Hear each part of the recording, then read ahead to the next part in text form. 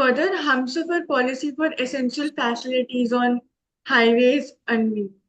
तो हमसफर पॉलिसी है तो एसेंशियल फैसिलिटीज जैसे कि again clean toilets baby care rooms along the countries national highways network. तो ये क्या क्या इनहांस करेगा?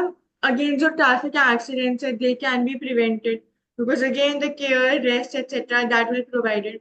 फर्दर जो कनेक्टिविटी है it will become more livable and और ज्यादा इजी हो जाएगा to commute and to travel there by enhancing the efficiency. Further अगर हम और इनिशिएटिव्स की बात करते हैं apart from this Humsafar policy, तो we also talk about the change in the toll collecting system जो कि अभी करंटली जीएनएसएस है that we are shifting towards, that is the global navigation satellite system. So that is also helping in reducing the traffic या फिर जो time लिया जाता है at the toll collection.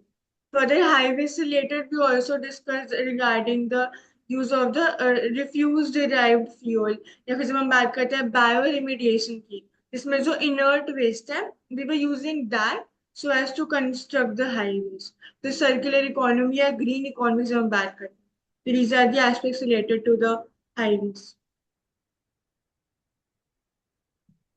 So here we are focusing upon the top-notch amenities across the highways.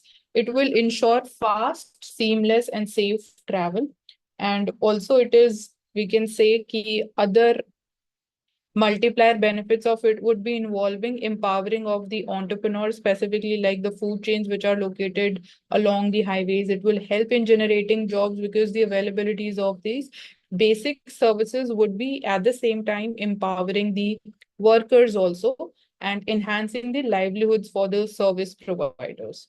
So when we're talking about again the national highways, so it is not just only restricted to the tolls or the different lanes of highways or the national highways, expressways that we talk about. So it will be further enhancing and attracting more of, we can say, FDI and investments along the national highways, or when we're talking about the dedicated, again, freight corridors or the industrial corridors which are being constructed. So we are creating this Humsafar brand. It will be synonymous with utmost safety and comfort for the travelers. So along with this, we are focusing upon, for example, water conservation, soil conservation, waste recycling, solar energy. So they all these things have been kept in mind when it comes to even the construction of the national highways. And also local marginal sections of the society, they will also benefit from these initiatives. So it is, we can say, in a way, it is very comprehensive policy.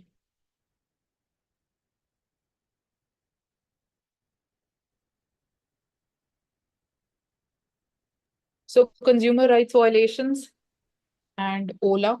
So here we see Central Consumer Protection Authority. They have issued one show cause notice to Ola Electric. What are the allegations? Violations of consumer rights. There are misleading advertisements and unfair trade practices. So it is the country's largest two-wheeler manufacturer, and recently it has been listed in the stock exchange as well.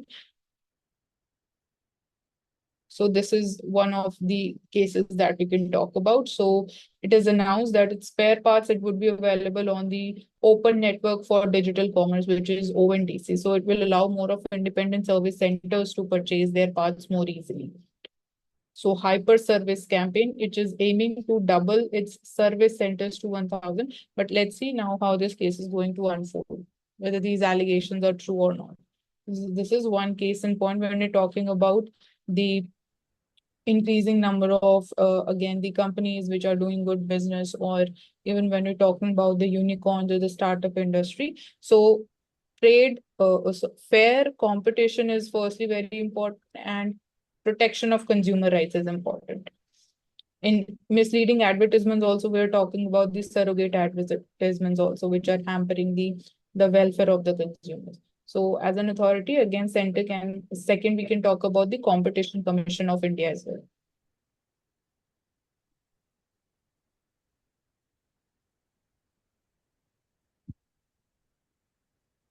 तो gig economy Then major gig economy, major worker practice.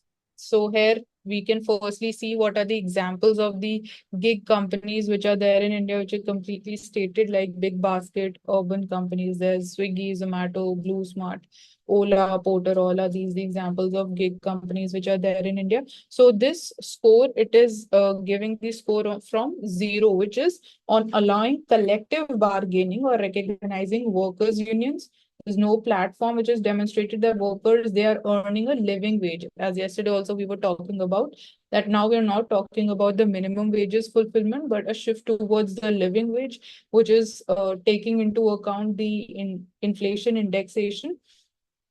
And apart from this, we see urban companies, Swiggy and Zomato, they have topped this Fair Work India ratings, scoring 6 out of 10 for fair work standards. So it is the rights of the gig workers who are working. Like as of now, we see that it is more skewed or it is more favor in the employers than the employees, which are the gig workers. इसमें अगर हम gig So at safe equipments availability or when it comes to even their training. So still there is major gap which exists and there is absence of collective bargaining. So these are different and important keywords which are there. So a commitment to improvement is needed and ensure that there is hourly living wages which are being met. So for example, Zomato, it has launched a management-led channel, which is called the Catalyst, for workers to even express what is their collective concern so that they can be firstly identified, acknowledged, and then we can take the solution-oriented measures. So accident insurance, for example, it has been introduced by Blue Smart. So these are different measures which are needed. And from the perspective of law, we also question this thing that do we require a proper pan-India law on this or not? Because different states like Rajasthan and Karnataka they have come up with the gig economy laws. तो loss का importance हो जाता है with the rising of this sector of gig economy और major अगर हम challenge की बात करते हैं in this sector Your voice is breaking today. तो गिग इकोनॉमी जब हम एक मेजर चैलेंज की बात करते हैं तो that is related to the terms that the employers use तो they don't call the workers employees rather वो उनको पार्टनर्स बुलाते हैं ऑफ द कंपनी जिससे कि एक तरह का एक्सेप्शन क्रिएट हो जाता है and then they do not have to take care of the needs जो कि एक्चुअली अगर हम एम्प्लॉयर्स को रखते हैं तो we have to follow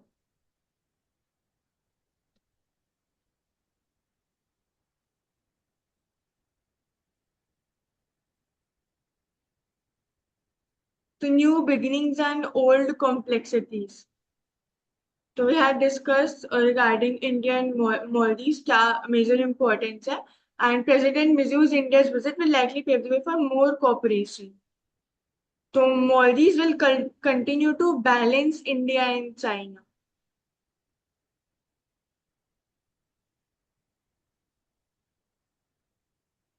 So when we talk about the initial challenges, when we were talking about the new president, Muzu, he was elected. So firstly, there was again India Out campaign, which was there. Then there was again, we saw that it is a pro-China regime and they have signed approximately 20 MOUs. They have updated their relationship to comprehensive strategic partnership when it comes to their relations with China. So they have joined the Global Security Initiative as well and the Belt and Road Initiative projects. And also they have signed Defense Pact, permitted the docking of a spy vessel also in Mali. So even China has established an agricultural zone in Maldives, where India was building a naval harbor. So it contracted a Chinese firm to upgrade the Kado airport, where Indian technicians, they were operating a helicopter. So these were the initial concerns we can say, but again, having a look at, or we can say that having look at the broader perspective, now we see that uh, the role of again India is very important when we can say that it has been understood by Maldives is the thing. So Delhi has managed to retrieve several initiatives, sectors, and projects that the president of Maldives wanted to use to move away from India. So be it initially even during uh, the tourism sector also when we're talking about. So that was impacted. And again, the major loss was for Maldives itself, not for India. So when it comes to the ideological leanings of Maldives economy, it was already in bad state. And we're talking about the vulnerability and risk related to even Chinese checkbook diplomacy. So there were structural issues, there were like maturing of debts from the private creditors also. So initially, investments they seemed to be promising. There was again subsequent political appointments also, which further exacerbated this crisis. So when it comes to debt to GDP ratio of Maldives, it was at 110%. Its forex reserves were falling. But despite all these economic hardships, they were again continuing in their strengthening the relations with China, irrespective of its possible future impacts.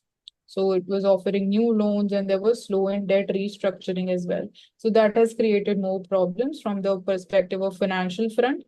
And India's response was accommodative. Like we had high level engagements at that point of time. We were replacing the military personnel with the technicians. We increased our development assistance and we revised the export quotas. So we can say India's stand was more realistic, and it was again when talking about the overall safety or the security as a net security provider in the Indian Ocean region, or even when it comes to following the free and open trade in the Indo-Pacific region. So India has that broader perspective when it comes to even our developing relations with or realigning of our relations with Maldives.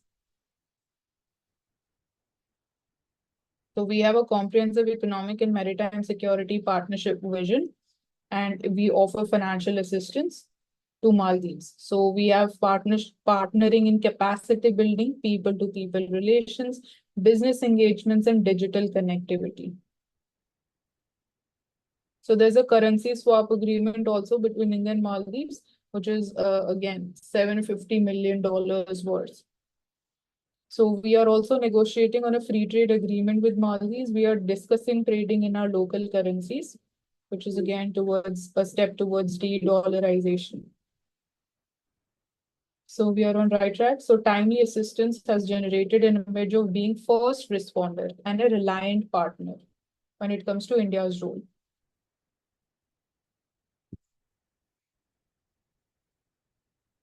Okay, next topic.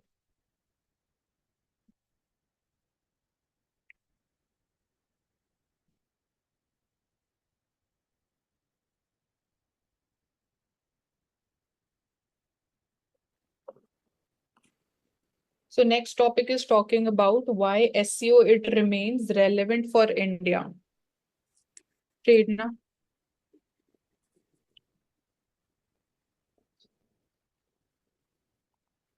Shanghai Cooperation Organization is a permanent duration intergovernmental organization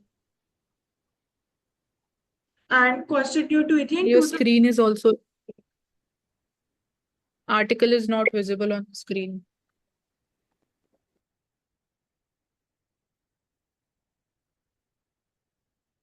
So why SEO remains relevant for India? So firstly, when you're talking about the influence or the composition of SEO, 40% of the world's population is represented by it, and it is a good platform for India to engage with Central Asian nations on trade and security. As we saw again, there was one question also this year in mains regarding the India and the Central Asian economies relationship. So there's huge potential of growth when it comes to even trade security or the developments related to again nuclear energy, or when it comes to still the potential exists for the exploitation or leveraging the natural resources which exist in the Central Asian region. And also, this is another, we can say, a safer alternative when it comes to the access of trade routes via this region to the European region. That is another thing. And again, concerns includes the growing influence of China also in this region. It's again rising investments. So from this perspective, from the overall regional securities perspective, or another challenges we talk about, deal with that, again, system of SEO will be playing important role. And uh,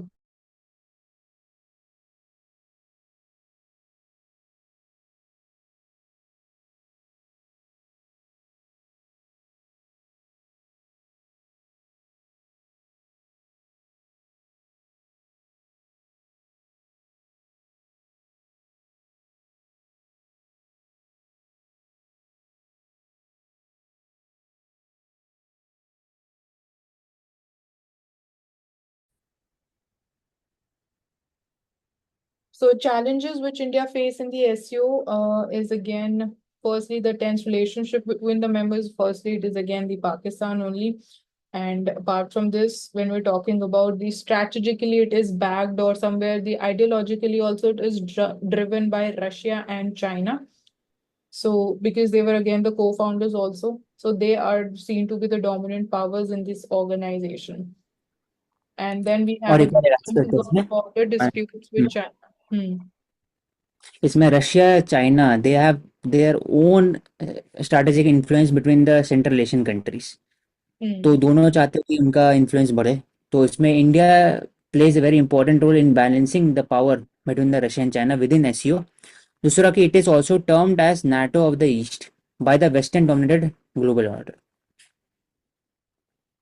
हाँ, but we cannot say ऐसे हर चीज को because हाँ if when we talk about Quad also तो चलिए भी हाँ उसको भी NATO बोला जाता है of the Indo-Pacific. Oh yeah, but again this is again a Western thought.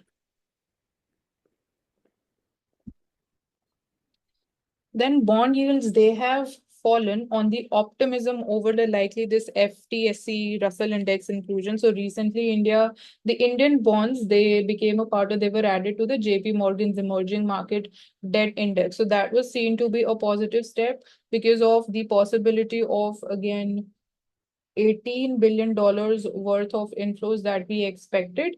And second positive was that it would further reduce the government's cost of borrowing because if the yields fall, the cost of borrowing falls because government as a return on those investment, government has to provide that percentage of yield to the investors.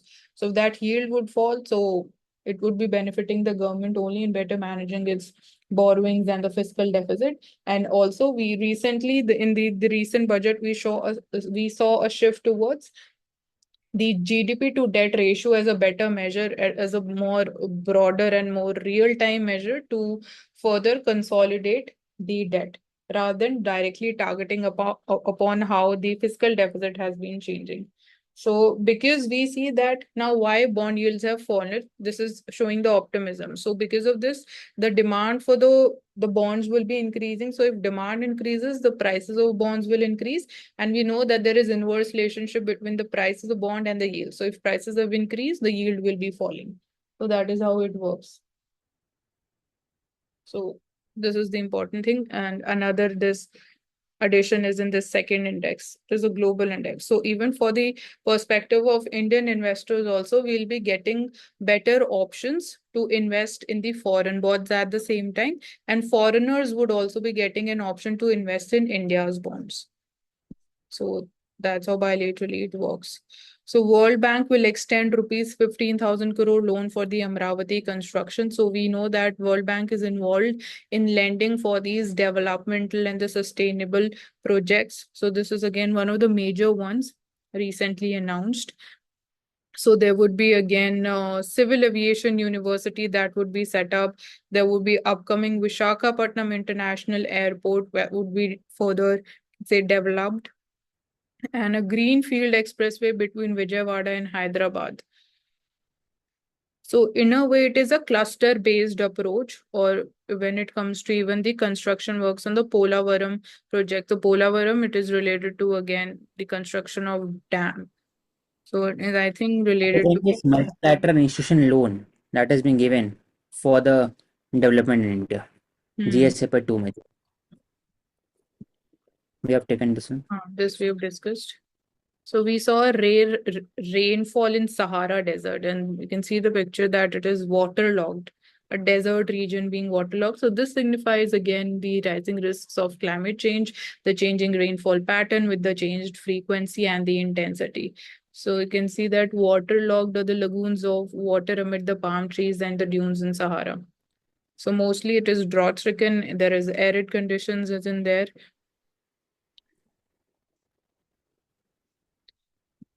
So workers flocking to farmers, what's behind this data? So I was just mentioning that there is increasing number of the workers participating in the agriculture sector, which is the primary sector post COVID-19, according to this periodic labor force survey. So we can see this graph is also stating that as of 2023-24, it is 46% of the labor force which is there in the agriculture sector, 11.4 in manufacturing, 12% is construction within it, trade, hotels, restaurants, 12%. So we see that what is the main reason behind this migration is after 2020, there was again inflation was one of the major concerns. So staying back in the urban areas was again as per the daily wage that they were earning. So monthly total income that they could made up was only rupees 2,500. So that was sufficient. It was not clearly not enough to cover the rent or the higher expenses on food or even travel. So that was also one of the main reasons of reverse migration. And at that point of time, the panic which was there, so that also led. Second reason which it is stating is that more women they are joining the farm sector jobs as unpaid labor on the family farms. So it is showing that share of rural women working in the agriculture rose from 71% to 77% now. So there is again increased pressure of disguised unemployment. Then a rising farm work spell for the economy, like what is it indicating? So there would be lower per capita productivity and earnings because of this, because of increased labor force participation here. It would further deplete the productivity and even the income that they would be making. So there is zero marginal cost when we're talking about the disguised unemployment workers who are involved in agriculture. And also we say that this is also one of the indicators which is showcasing that share of the workforce in agriculture usually it falls with the economic development, but this is not true for Indian case. There are other factors which has driven this thing, so it is not indicating that our economic growth is slowing down or it is falling. Then political implications again, because incomes of the farmers would become uncertain, so it would add up to more pressure for the state support in the form of subsidies in different forms, like for the input subsidies, seed subsidies, or MSPs. Their free electricity, guaranteed MSP is what the farmers are demanding now. So they'll be again further unable to afford decent education and healthcare because of again uncertain incomes at the same time. So solution is creating well-paying non-farmer jobs and skilling the rural youth. But within this also, this is also not simply the solution, because here also we see the challenge of uh, finding or jobs for the, or as we say, joblessness among the graduates. That is also at 13%. So even if you have a degree or you've completed your graduation, still it is a challenge. So here we talk about that skilling in the context of the jobs which are in demand. So that needs to be in sync. So the challenge is not just to create enough jobs, but it is to create good jobs.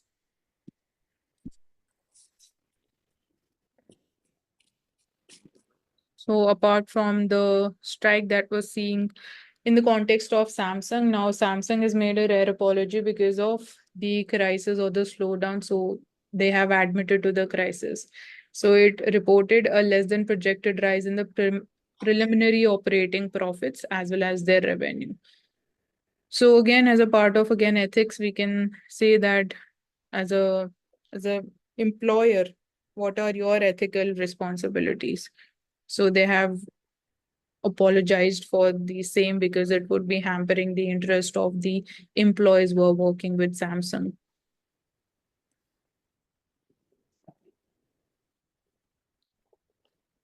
So India's green energy boost births unique resale market. So firstly, when you're talking about the current total renewable capacity in India, so it is at 153 gigawatts. And we have seen that in the current financial year, it has been added up till 18.5 gigawatts.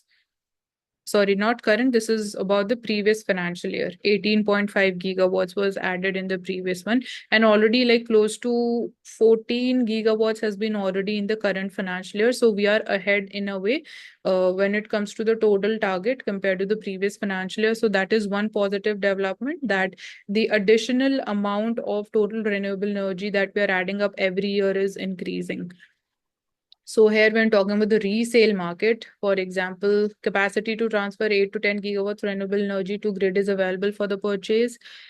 So resale market would be, I think, from the perspective of firstly self-sufficiency or the energy that is being generated through this renewable energy, like we are seeing this uh, solar panels which are installed. So reselling that surplus of energy can be one of the way of interpreting it. And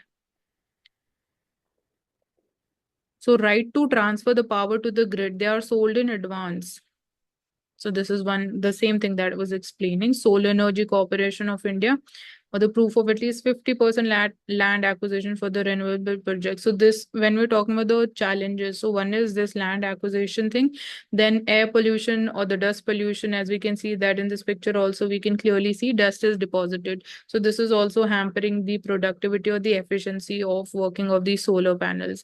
Then we have the National Open Access Registry also, where the power projects they can apply for the evacuation. So when it comes to easy entry into the market, that is one thing that we always talk about, that there should be more FDI, more private sector players, more public private partnerships needs to be promoted. But when it comes to easy exit in the market, that is also one of the important factors when it comes to ease of doing business. So this portal, the National Open Access Registry, is focusing upon that easy exit from the market if you're making losses. Then so selling of the evacuation capacity is one thing. Fly-by-night operators, they're looking to make a quick profit here through the EPC model, which is engineering, procurement, and construction firms. So bidding is the methodology that we are focusing in And assigning. Hmm. one of the most important problem with regarding to solar panel is its e-waste, and second would be regarding transmission line. For example, the solar power uh, production, it is in high in afternoon and zero in night. तो बीच में जो transmission होता है, it creates a problem for the grid structure. So grid structure needs to be evolved, overhauled also.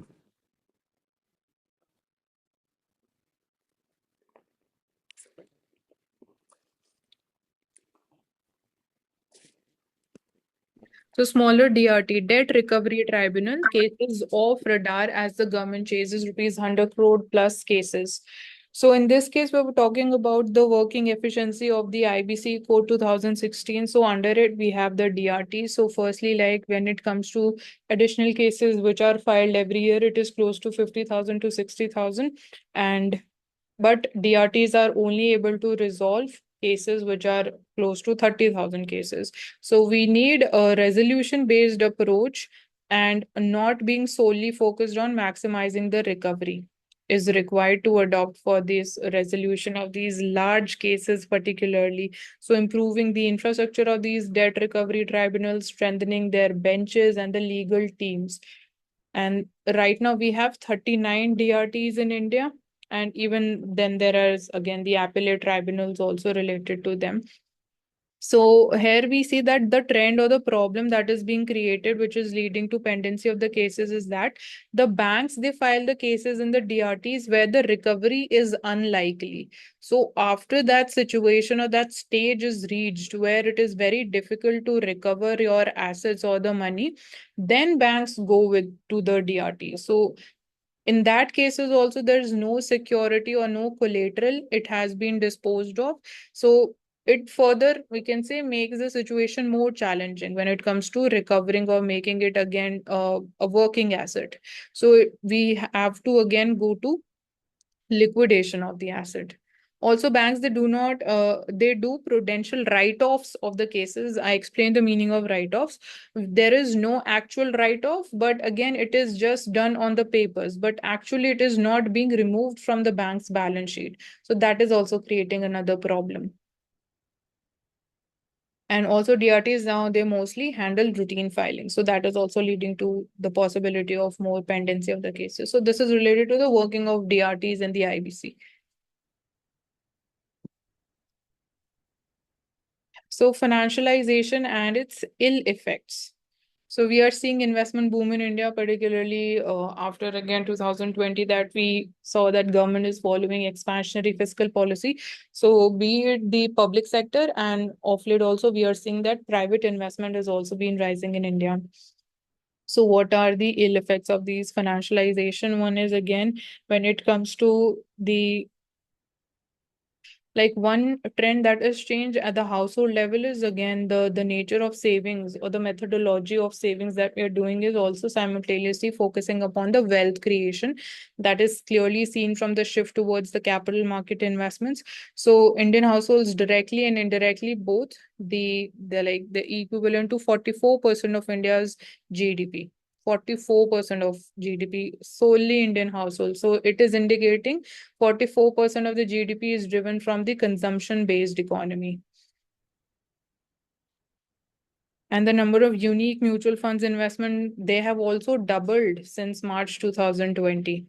In just 4 years, it has doubled. So this is another way of again financing, because government or the even private sector are able to raise their funds from the capital market, and governments too by issuing more of government securities, because people are now ready to invest larger amount of money into the capital market. They are better aware, but at the same time less aware about what are the possible risks. So side effects may first, what investors they call the theory of reflexivity, it comes into play. So that is stock prices, they can impact the fundamentals because of higher vulnerability. That is one risk impact. And second is investments in stocks account for 28% of the gross financial assets of the households, 28%. Earlier it was at 17%. So reflexivity into the picture again, यहाँ पे भी in time to come, stock prices, they will fall, stagnate, as we are currently talking about ki whether the market is in the bubble stage or not. Third, rising stock prices benefit those who are already, they have already owned the stocks, they had already bought them at a very lower levels. But so now entering as a new player and then buying at where already a top has been formed in the market leads to further risk and maximum chances of losses. So it is all like mostly it is talking about capital market and the vulnerability and the fluctuations which exist, and the popular fascination with the stocks and the derivatives that has also changed the composition of bank deposits. So this we have been talking about also previously. And apart from this, there is again increased chances, or we can say NPAs, and how better we have dealt with that, because again the gross NPA formation has also declined to 3.5%, which is at its lowest level. So market cheerleaders will continue cheering for the sustained rise in stock prices. There are several negative effects also possible. So role of SEBI becomes very important, needs to be more active with the changing trends. And we are seeing also it is making adequate changes accordingly. Then income tax reforms, chance to get it right. When we're talking about indirect tax reforms, we have like we keep on discussing about the GST. So here we're talking about the direct tax, which is the income tax code revamping and reforms in this. So firstly is the simplification, so that we as a simple citizen and like we can simply understand the provisions of the income tax code, firstly that thing, because it is so much technical. Then reducing the litigation is another focus area, and thirdly easing the compliance burden, where we're talking about the faceless tax filing system that we have, and then getting rid of the obsolete provisions which are there, which are again, this can be stated as one of the measures towards decolonization at the same time. So overarching goal of the exercise should be to raise our tax collection, as we talk about widening of the tax base. So we only see that right now India's income tax intake stood at only 3.5% of the GDP. So there's huge potential, because again we are a developing economy, and apart from this, India cannot become a developed country without the state being adequately equipped to provide substantive governance and invest in future. So with this, it is again talking about the ease with which people can file their income tax returns also. That can be another area through which we can widen our tax base. And careful analysis of GST data can also help detect the tax evasion. So the things even related to tax evasion are equally applicable for income tax also. So like here we talk about the base erosion and profit shifting. So for that we have, like for example, the double taxation avoidance agreements are there. And taxing the agricultural income is again, this is often now being debated that whether we should go ahead with this or not, because agricultural income in India is completely non-taxed as of now. So taxing, initially we can go ahead with this in a phased manner, particularly going ahead with the creamy layer of the agricultural sector. So we can start taxing the income from that section of the society to boost the tax revenue collections. So lastly would be transforming a tax administration when it comes to resolution of the pending cases. So like we have different amnesty schemes here where the government is introduced, and through which we have reduced the penal measures if you self-disclose your undisclosed income. So these are different measures which we can talk about. So we've already talked a lot about the Laffer curve in this context. So that's all for the day. Thank you so much for joining us on Ansarkari, and stay tuned for further detailed discussions in the upcoming sessions.